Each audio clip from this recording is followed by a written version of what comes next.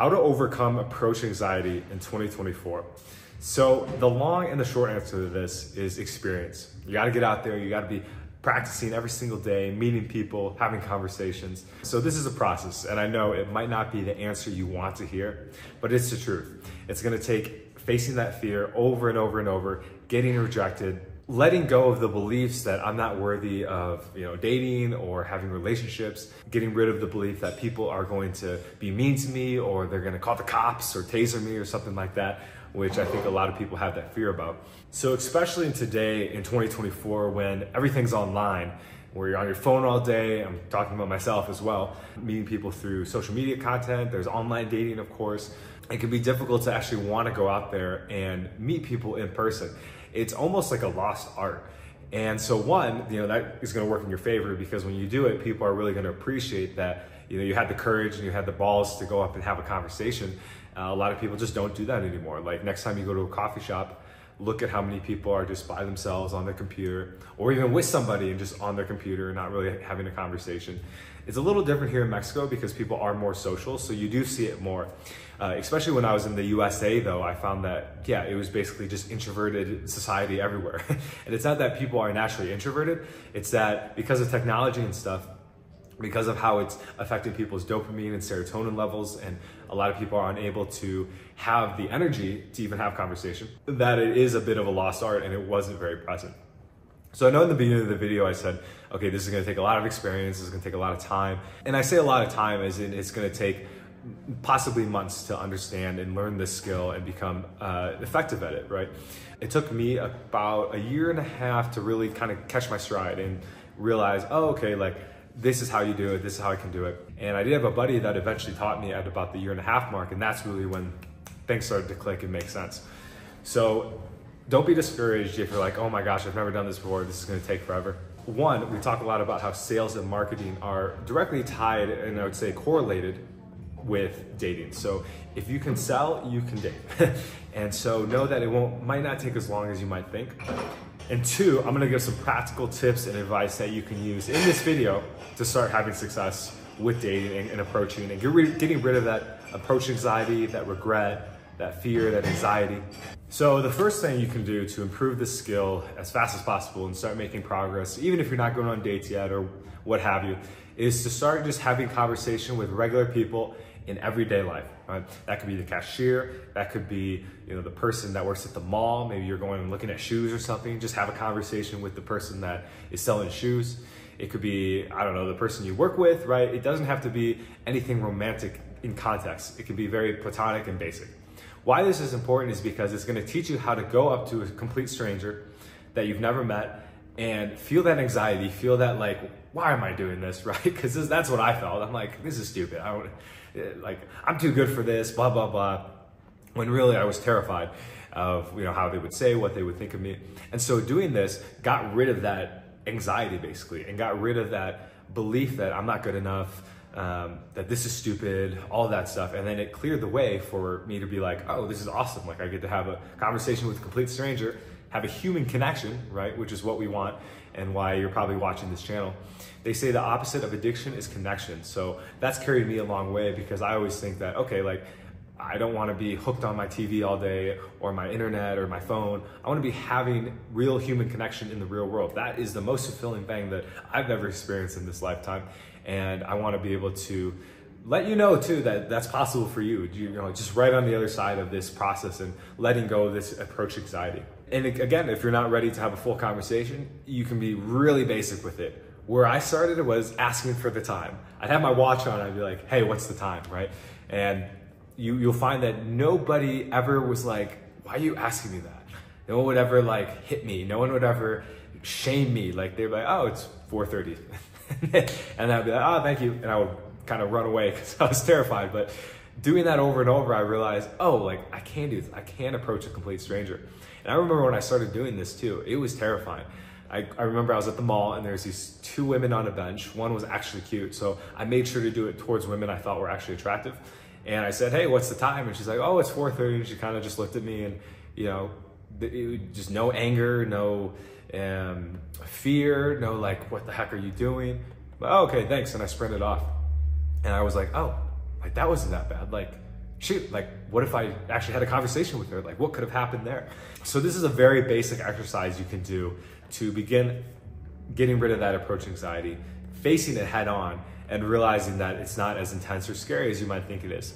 Now, the next step up, when you've gotten good at that, because it will get boring to ask people for the time or where's the bathroom or whatever thing you come up with, then you are gonna want to actually starting to have conversations, because you're like, oh, I like this girl and she hasn't pulled out a bear mace yet.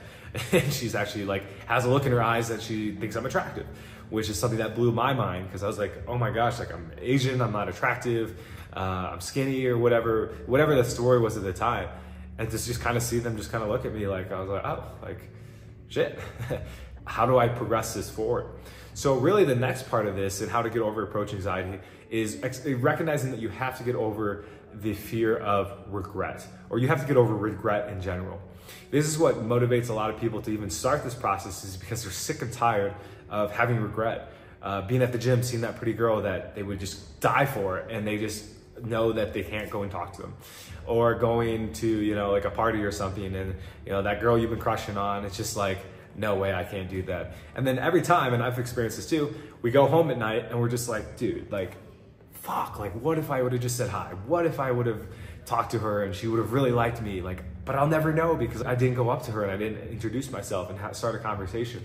And this is what approaching is all about. So really the next step then is to make assumptions. So this is a really important thing and this will save you guys a lot of time, I promise you. Because when I started off approaching for the first year and a half, even I went to Poland to try approaching, I was still doing this.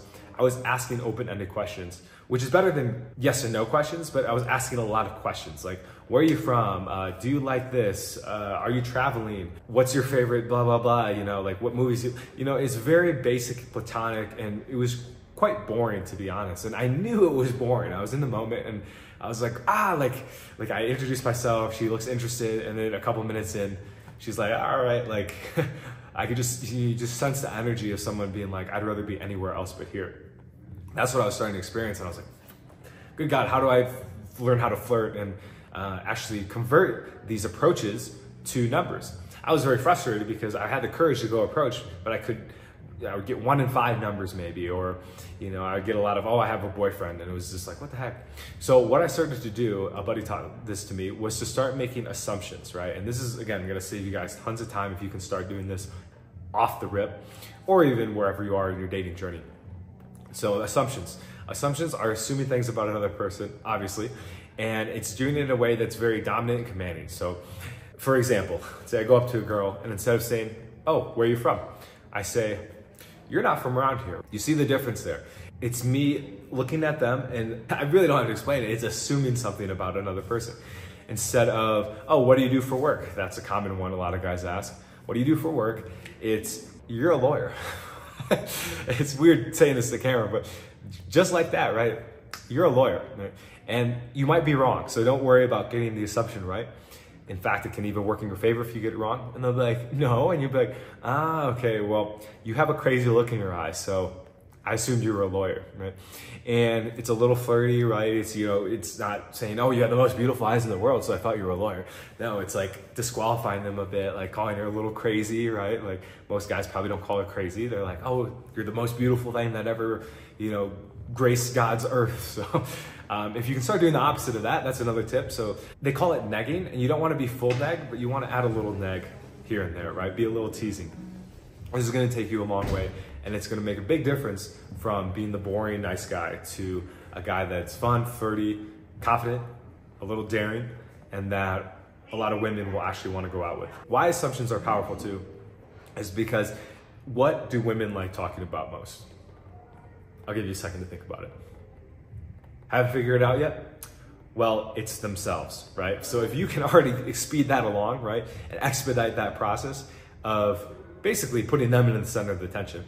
It's not doing it in like a simpy way. Like we're not saying like, again, no like complimenting them on how beautiful they are and oh, like, wow, you are the most beautiful thing. Like none of that, right? So again, it comes from a position of leadership and dominance, which is what women want at the end of the day.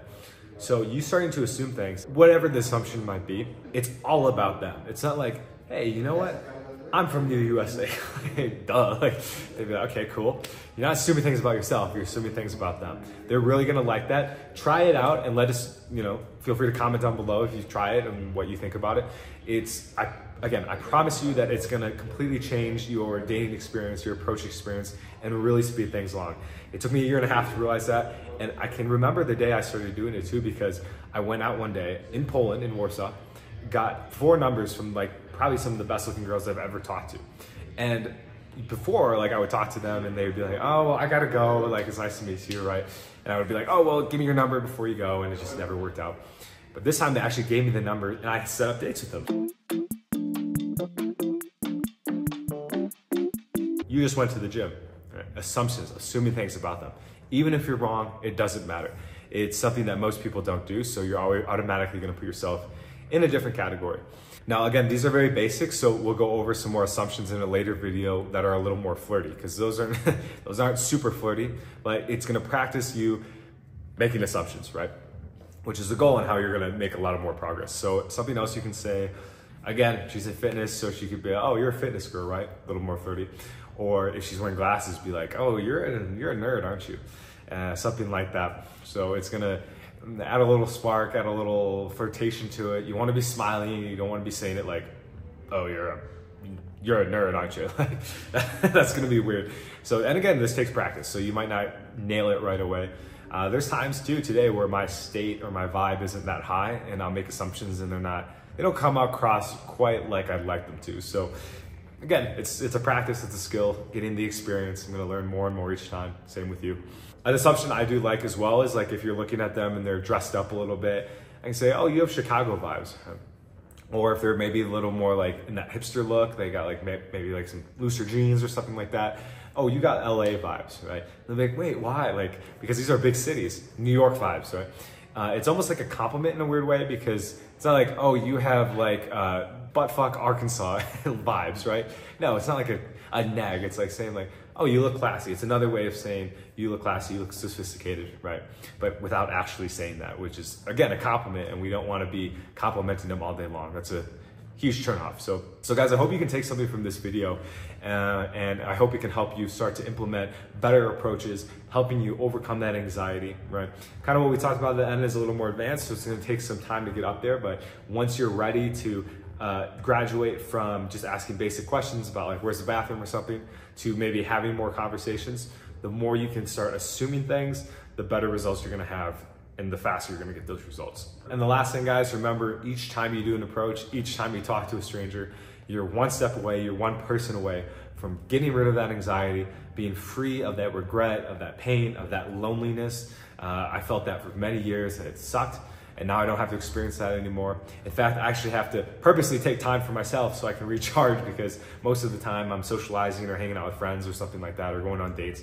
So all the pain you might be feeling right now is literally a couple years away from being gone forever. And then you get to finally get to work on those things and have those things that you wanted, maybe a relationship, kids one day, right? All that becomes a possibility once you start doing this and learning this skill and putting yourself out there and saying goodbye for the anxiety for good. So with that, guys, I'll see you in the next one. Best of luck out there, and we'll talk to you soon. Peace.